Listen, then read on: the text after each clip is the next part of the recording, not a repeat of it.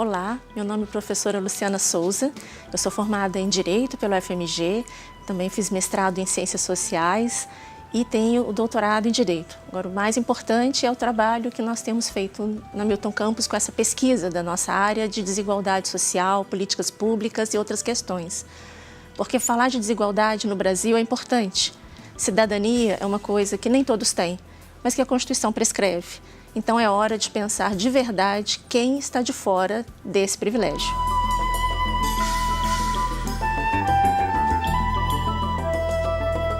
Meu nome é André Junqueira Caetano, eu sou demógrafo, sociólogo, com pós-doutorado em Estatística Social pela Universidade de Southampton, sou o coordenador do programa de pós-graduação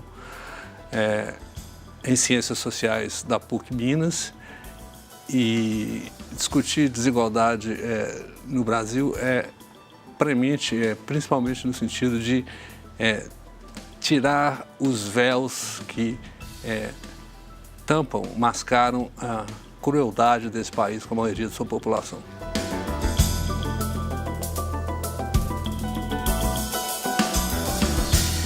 Meu nome é Ingrid Haas, doutora e mestre em Direito Público, advogada, professora do IBMEC, membro da Comissão de Direitos Humanos da OAB.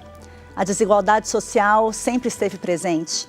O importante é podermos discutir e refletir cada vez mais sobre as reais políticas públicas que existem, né, para a parcela da população que está excluída.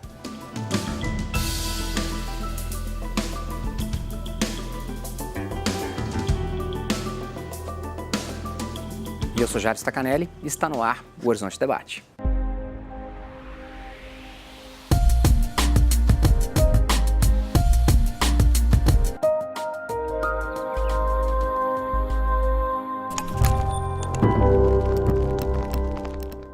O Brasil apresenta um cenário de extrema desigualdade social.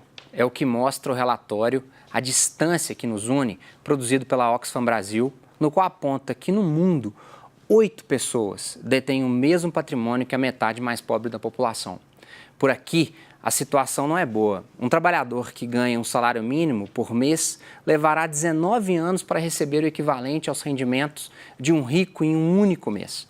O Horizonte Debate de hoje discute qual o caminho para um país mais justo e mais igualitário. Luciana, o que é a desigualdade em um mundo onde os 8 mais ricos ganham o equivalente a 3,5 bilhões de pessoas? No Brasil, isso não é tão distante, né? 6 mais ricos ganham o equivalente a 100 milhões de pessoas. O que é isso? Acho que uma das maiores falhas que nós temos foi o modelo de democracia que nós adotamos. Porque quando você tem aquela ideia de a democracia vai ajudar, ela vai. Mas existem classificações dos tipos de democracia e assim como você tem um Estado melhor, um Estado pior, um liberal, um bem-estar, você tem isso também. Durante muitos anos, a democracia que se tinha era chamada representativa. O povo era tratado como alguém que não tinha capacidade técnica, então ele elegia pessoas mais capazes que decidiam por ele. E o voto era a única forma de agir. Depois de 88 e do movimento de redemocratização para chegar nessa Constituição, as pessoas não aceitavam mais uma democracia desse tipo.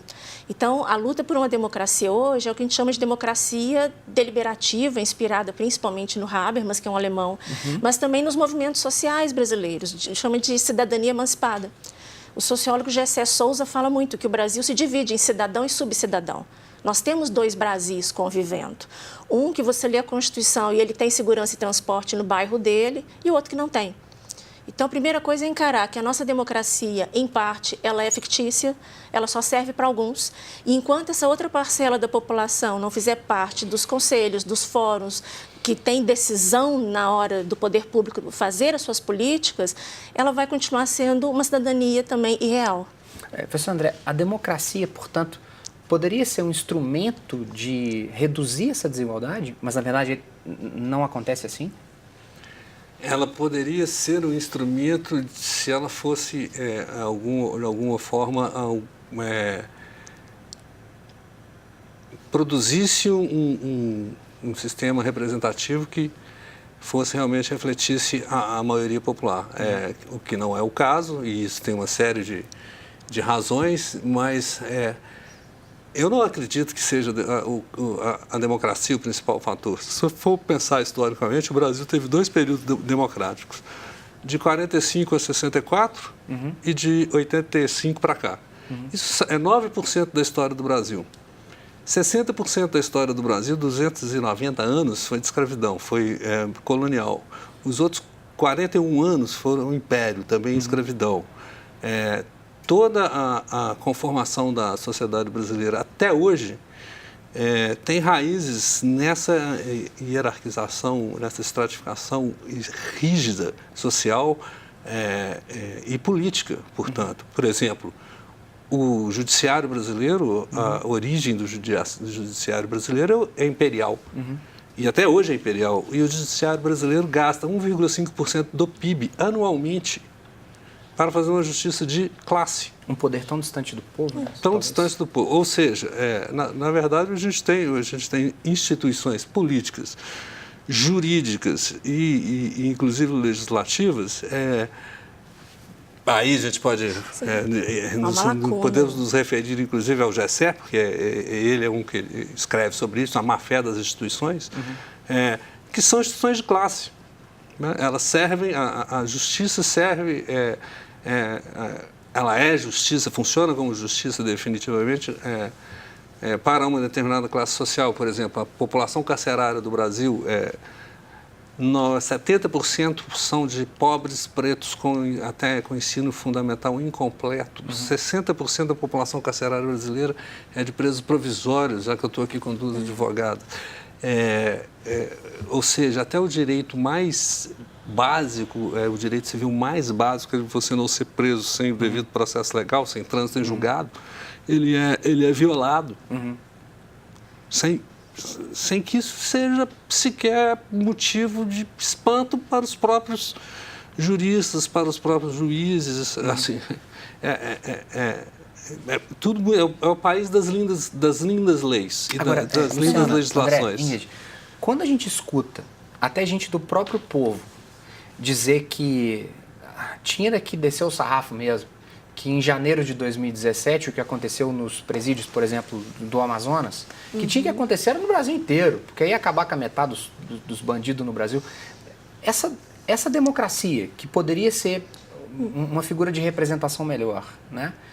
O que é essa desigualdade, Ingrid? Como sair desse processo? Como avançar, já que somos tão jovens em democracia e em representação? Eu acredito que a gente precisa enxergar essa população. Né? Até então, as nossas políticas públicas, elas são para essa classe dominante, né? E a gente mantém essa população como invisíveis. Né? Não trabalhamos para essa população. Tem um artigo muito interessante que fala dos nós versus eles. Nós, os brancos, eles, os negros. Nós, os heterossexuais, eles, os homossexuais. Nós, os da Zona Sul, eles da Zona Norte. E por aí vai. Né? São infinitas as diversidades que a gente tem quando a gente encontra políticas públicas que trazem essa desigualdade, né? Que refletem isso que a gente vive na nossa realidade.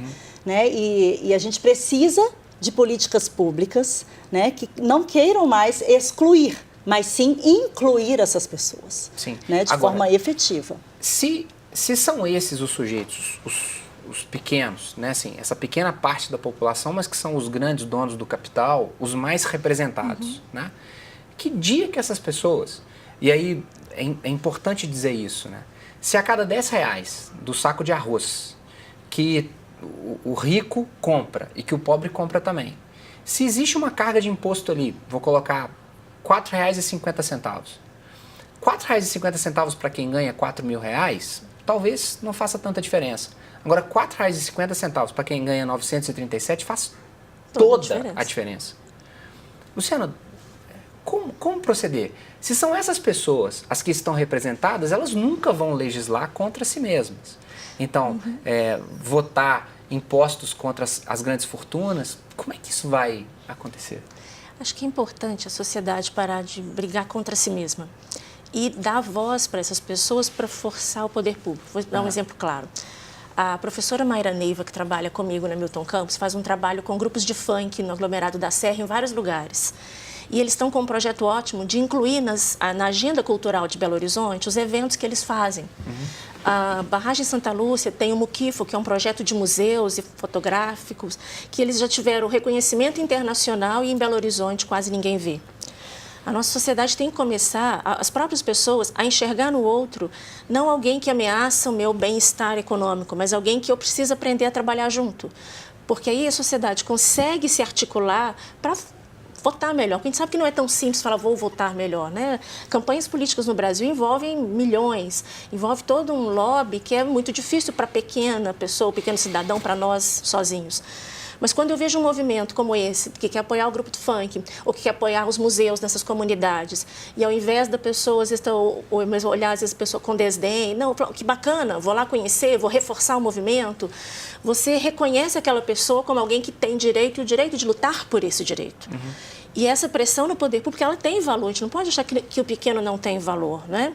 Na Vila de São Vicente, na região do bairro industrial em Contagem, uma das vilas que mais cresceu nessa região, ela assim, desenvolveu muitas coisas. Durante muitos anos, o líder da associação comunitária era cego. Você precisa que as outras pessoas que estão próximas, que às vezes já estão, né, como a gente falou, mais confortáveis, não se assentem no seu conforto e achando que só votar ou o político é corrupto, a culpa é dele. Não, se eu não apoio esses movimentos, se eu não dou força para eles, se eu não sou solidária com eles, a culpa também é minha. Entendi. No próximo bloco, eu quero voltar nessa pergunta.